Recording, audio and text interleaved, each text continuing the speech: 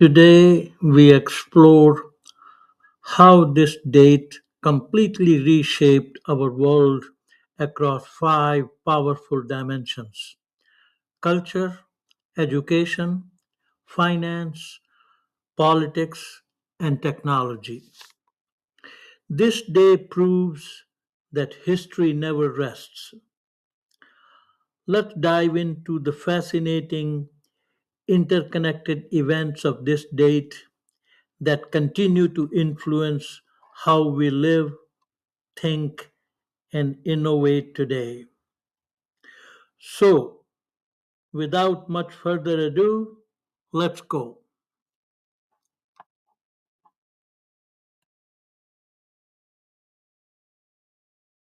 I mean, imagine a Chicago dentist buying the world's very first Ford Model A, and then an Ethiopian emperor being born. Right, and a military coup completely dismantling a monarchy. Exactly. What if I told you that the exact same invisible thread connects every single one of those? Welcome to this deep dive. Today, we're analyzing this massive stack of, historical texts, executive orders, and cultural archives to uncover the hidden gravity of one very specific day, July 23rd. Yeah, looking across all these diverse sources we have, July 23rd acts as this bizarre nexus point. I mean, it's not just some random list of anniversaries for you to memorize. Right. It's a date where major global shifts in technology, finance, and political revolution all physically collide.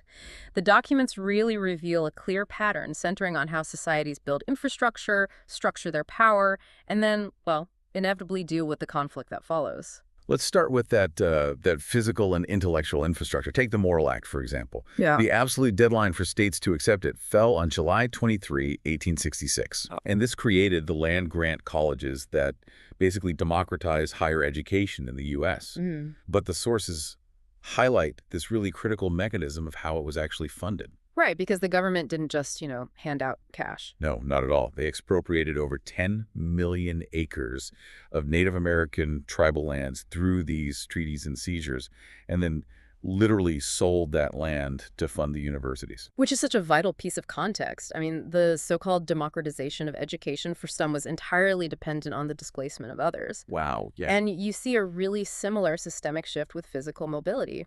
On this exact same day in 1903, that Chicago dentist took delivery of the first Ford Model A for $850. Which is just wild to think about. It's like Yeah. July 23rd is the starting gun for the 20th century. We get the brains, the wheels, and then, the spiritual icons all lining up. Because July 23, 1892 marks the birth of Tafari Makonnen. Better known as Emperor Haile Selassie of Ethiopia. Exactly. He led his nation into the League of Nations, but then, more profoundly, he became this divine, redemptive icon for the global Rastafarian movement. And those foundational shifts, the intellectual, physical, spiritual ones, they eventually set the stage for how global power gets structured. The archives actually show this fascinating parallel on July 23rd, 1952. Right, involving two totally different methods of building a new world order. Exactly. Because in Europe, you have the official launch of the European Coal and Steel Community. And this wasn't just like a basic trade agreement. The brilliance is the mechanism itself. Yeah, by pooling coal and steel, which are literally the ingredients required to build weapons among six nations, no single country could secretly build an army against the others. It's like taking the keys to the weapons cabinet and locking them in a safe that requires 6 different nations to turn their keys at the exact same time. That's a great way to put it. They bureaucratically tied their resources together to make war financially and practically impossible, which, laid the groundwork for the modern European Union. But then, while Europe is using bureaucracy to prevent conflict, over in Egypt, on that exact same day in 1952, the Free Officers Movement initiates a military coup. Right. They force the abdication of King Farouk, completely dismantle the colonial-era monarchy, and launch the Egyptian Revolution. They used physical force rather than diplomatic treaties to achieve a modern republic. Which brings us to, well, the inevitable consequence of structuring all that power. Eventually, the system just clashes with the people living inside it, and the historical record shows this tension boiling over domestically. Yeah, a really tragic example hits on July 23, 1967. A police raid on a Detroit after-hours bar triggers this massive 9-day uprising. And the underlying causes there were deeply systemic. We're talking housing segregation, racial discrimination, and just rampant police brutality. And then you fast forward to 1973, literally the very same day. President Nixon refuses to hand over the secret Watergate tapes to the Senate, Claiming executive privilege. That Nixon example is so constitutionally disruptive because it tested the absolute limits of authority. I mean, he was essentially arguing that the presidency operates in this realm above congressional oversight. which fundamentally challenged the American separation of powers. Yeah. But I do have to push back on this idea for a second. Let's unpack this. Do executive power moves inevitably lead to clashes of authority?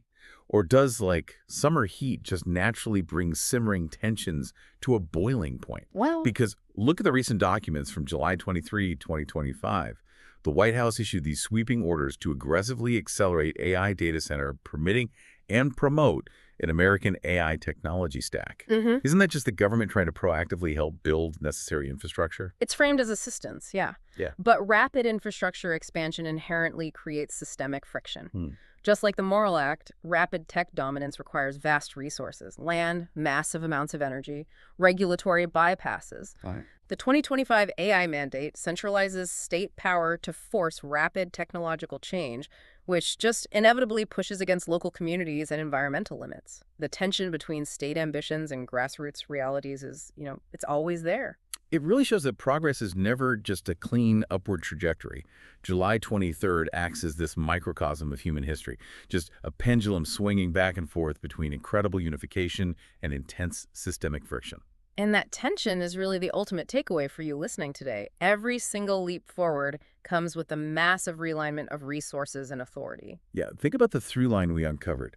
We started with the Morrill Act, this massive educational triumph built on the hidden cost of expropriated native lands. Exactly. So as you watch new physical and digital infrastructure expand into communities today, like those massive 2025 AI data centers, you really have to look past the surface and ask yourself, who is paying the hidden cost for tomorrow's progress?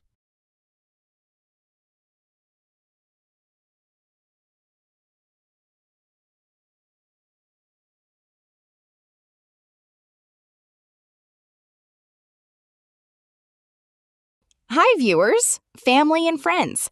How did you like the content of this video? Like the video and subscribe to the channel. Please write in the comments your name and the place you are watching from.